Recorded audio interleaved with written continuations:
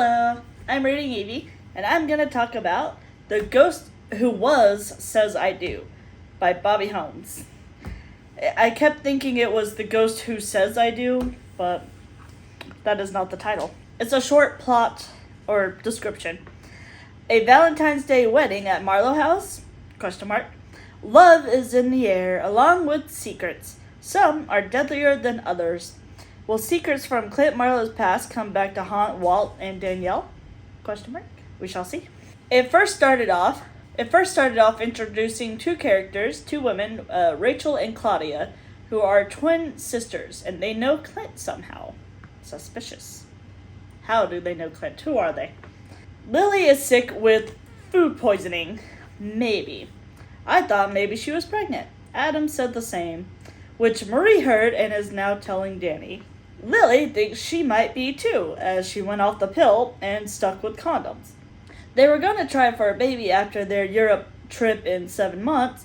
She thought it would take a while, and she wanted the pill to be out of her system completely.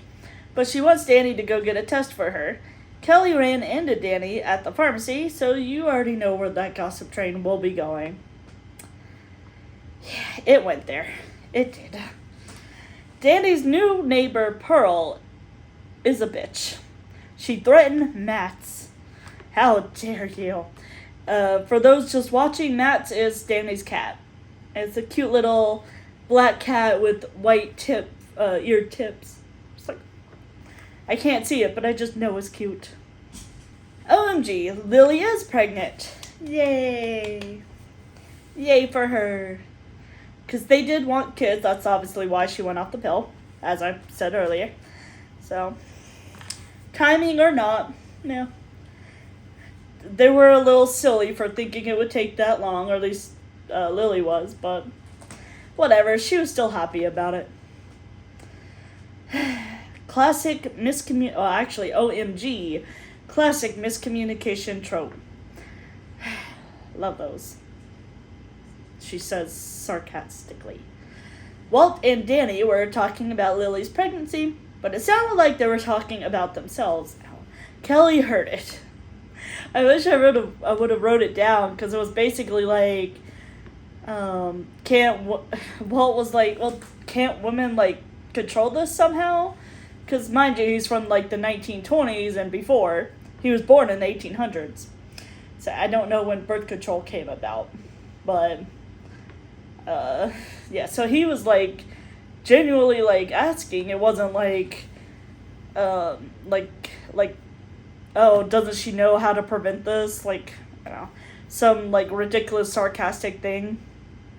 And he was like, oh, well, what about the Europe trip? And she was like, I guess they'll have to cancel, but she didn't say it like that. So, yeah, it made it sound like they were talking about themselves, and that all Walt cared about was that stupid Europe trip. It's like, Claudia was married to Clint from Mexico. Well, in Mexico. Or was she? She has a license to prove it. Now she's threatening because she's refusing a simple divorce. Maria slapped her using ghost powers. She was not having it. There's a man named Dick Thorpe who worked with Clint. It's Dirk. Dirk Thorpe. Was a typo, who worked with Clint, also at the inn, unrelated to Claudia and her sister's visit. I was like, I don't think his name was Dick. No, it's Dirk. Oh well. It may as well have been. Dirk lied and said he wasn't there for Clint, but he is. He's gonna blackmail him with something, but we don't know what yet. What is it? Something to do with a murdered man named Jay Larson. So Jay was an appraiser that Clint and Claudia used. She was his real estate partner. They used to lie about houses that she flipped, but didn't really do much with it, and overpriced the houses. So apparently they're in the real world. I don't know how it works. I wasn't there for this house. But in the book, they were talking about in the past that the rules were a little more lax. So you could use whatever appraiser you wanted multiple times. So they were in on a scam together. Whereas now, well, in their world, now there are more stricter laws about it. I'm assuming that's how it is in real life too. But I don't know. I'm not here to give real estate knowledge. Poor Heather found another dead body on her run. She needs to just get a treadmill. It's probably Claudia, as she never came back from to the bed and breakfast. Which it was. She was shot. Our last scene with her was her pulling a gun out of her pocket too. I bet it was Dirk. We know nothing as of now though. Was I right? Stay tuned. Danny was like, oh, maybe Claudia moved on already since Heather didn't see her. Walt even said, that's wishful thinking on your end. I was thinking the same, because that never happens. No, not once. And what book am I at? 20? Yeah, I'm on book 20. This is, yay, book 20. So, not once has that ever happened. Sometimes, they'll go quickly after giving the story, but... And then others you have like Maria, thankfully, who stuck around. It also seems to have more of a social life than I do as a ghost. Ooh, the marriage license from Mexico is fake. Not surprising, really.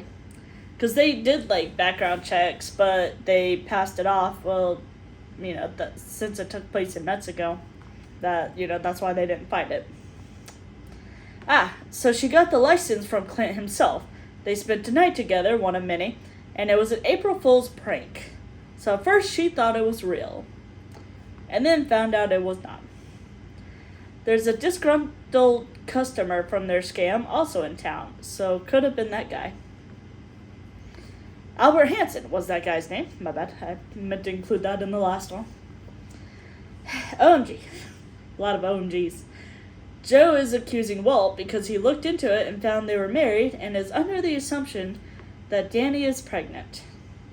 Joe needs to mind his own business, and so does Kelly. Those two were just annoying in this book. Tanya, Dirk's wife, planted the gun in Walt's room. Thankfully for the staircase in the attic that nobody knows about, she didn't know that Danny, I almost said Heather, she didn't know that Danny was about to go in there and caught her. So she was hiding. So. Clint and Claudia were involved in some tax evasion scam as well. Clint was clearly an outstanding citizen of society. So Dirk wants the gold coins and necklace in exchange for his discretion. And it seemed that they were doing just that, but instead they put that same gun into the box provided by Dirk, I almost said by Clint, and put that in the locker that was also provided. It didn't say where the lockers, well, it did say where the lockers were, I'm sure, but I missed it. Maybe a bus station. I don't know if there's a bus station in that small town.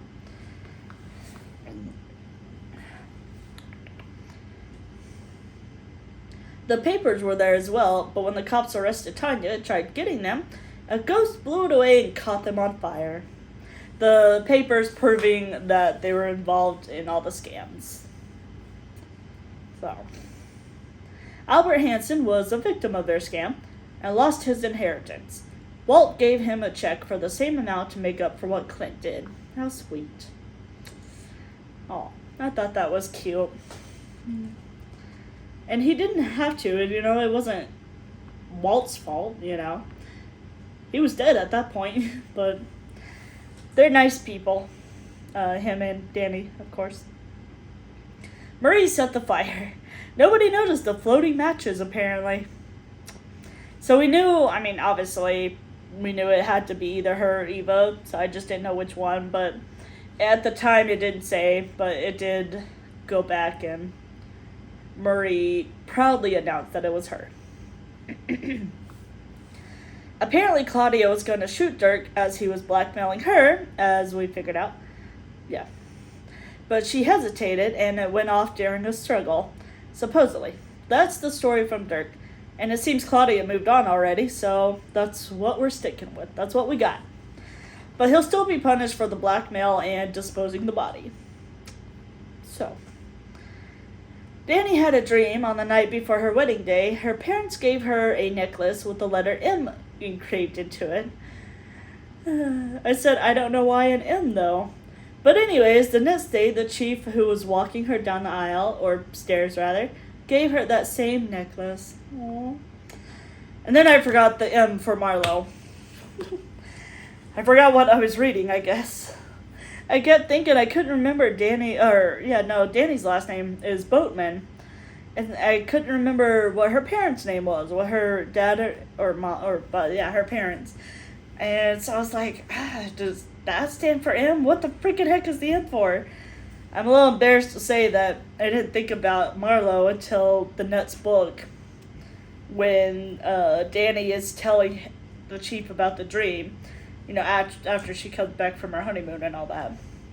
So apparently I'll just say it in this one, her dad guided the chief to get that same necklace from I think a thrift store, whatever.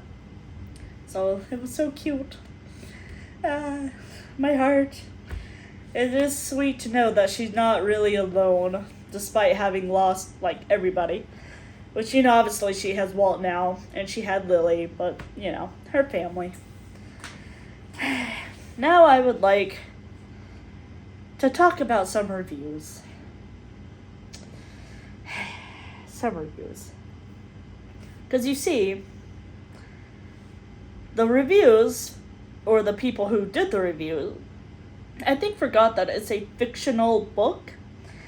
And they were pretty upset with how the author handled the pregnancy.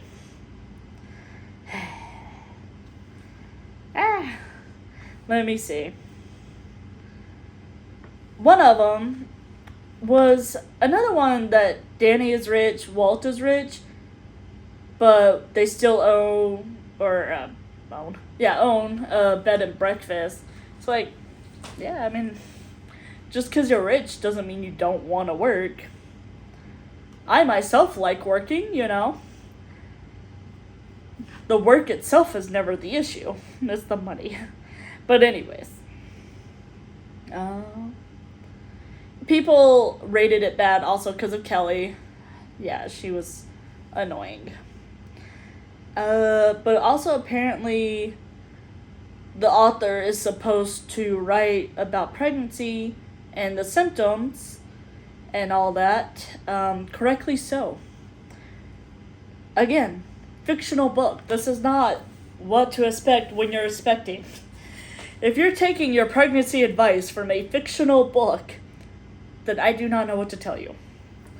Put it down and pick up what to expect when you're expecting. For goodness sakes, pick up Google at that point. That might be more factual than a fictional book. I wish I could find the review I was talking about. Oh, yeah. So, someone commented about Lily accidentally getting pregnant because she decided to switch from the pills to condoms 7+ months in advance. And she was like, this is ludicrous. You can get pregnant within days of stopping the pills. So getting off of it this far in advance was plain dumb. I thought it was silly. I was like, the reasoning is a little silly, but they wanted kids, so who cares? And it wasn't like a Europe trip isn't going to be waiting for them when they get back. Honestly, I don't know why it was planned out so far in advance. I don't know about Ian. He's a successful author. So, I know he has money, but I know she's rich, so they could really just win at any time. They could still go now. So, it wasn't like it was a terrible accident. So, I thought rating lowly for that was a little stupid. Because, she wasn't angry about it. She welcomed the pregnancy, and she even laughed, like, oh, well, Europe trip is no more. Oh, well. Then we're supposed to believe that she started having morning sickness days before she even missed her period. But it's just not very likely that she would be having that much morning sickness that early into the pregnancy. Again, fictional book. Come on. You have to, build up the suspense. A woman feels sick. It's always, oh, are you pregnant? Especially if they're throwing up. Think Bella from Twilight, the next day. Where was it? Oh, she's surprised to find out that the pregnancy test instructions recommend taking it first thing when she wakes up, but this is common knowledge. I didn't know that. I mean, it makes sense when I learned about it. You know, I'm child free, so I don't know any of that. But you know, it makes sense. But that's not common knowledge, I would think. But personally, I don't think anything to do with kids or pregnancy is common sense, because not all of us gets pregnant, not all of us experiences it, nor do we even care to, frankly. So, not having coffee when you're pregnant is also mentioned multiple times, but it is widely accepted that 1 cup of coffee a coffee a day is fine when you're pregnant. Lastly, it really bothers me that every time Lily says she wants to wait to tell people she's pregnant until she's further along in case something happens, she's immediately reassured that nothing will happen. Maybe that's a personal thing. To me, I feel like that's reassuring. But I can understand why somebody wouldn't take that as reassuring, because you can't control that, you know? So don't make promises you can't keep. I guess maybe better written would have been, I understand, I hope nothing happens. I don't know. But also, again, with the coffee thing, it's fictional. Who cares? If they said that you can't, well, I guess they did say you can't have coffee. Well, whatever. Again, fictional book. This is not real. That was all on that review. I wish I could find the one. There was one that put like 4 bullet points. Oh, here it is. I'm not reading all this because it's way too long for any video.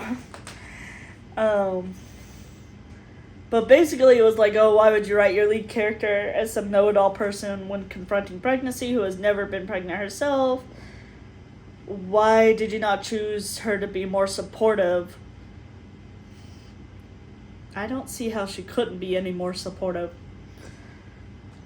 Danny was super, excited for her. I mean, yeah, she said rather than have her probe and ask questions that are insensitive and judgmental. They're best friends. If Lily didn't want to answer, she didn't have to. It's probably about the birth control thing, maybe, but oh well. Why would you write your lead character as judgmental? Again, she was not judgmental. I found the character's behavior appalling. It's like, what? I don't know what book they read. It was not the same one I read. And I'm not even going to go over that one. Please research how birth control works. Again, fictional. That's just me, though. Anything can happen in a fictional book. I mean, good God, look at 20 books in the series. You have people talking to animals. And the universe. Huh?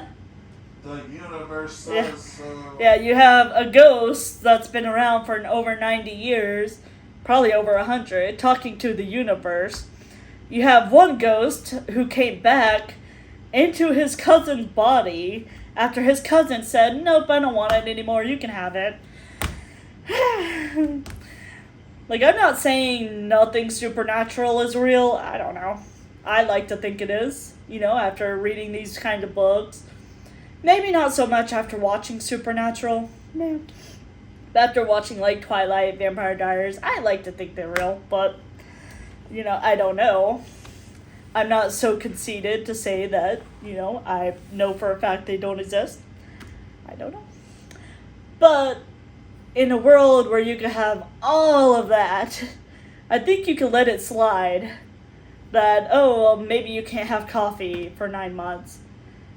I wouldn't even care if they were like, you can't have it at all for 5 years. 5 years after the pregnancy, after breastfeeding, all that. I wouldn't even care if that's how she wrote a human body to be. But yeah, this is why I don't read reviews. Because they drive me crazy. Because I'm like, did you forget this is fake? Like, how are you complaining about lack of realism in a magical book?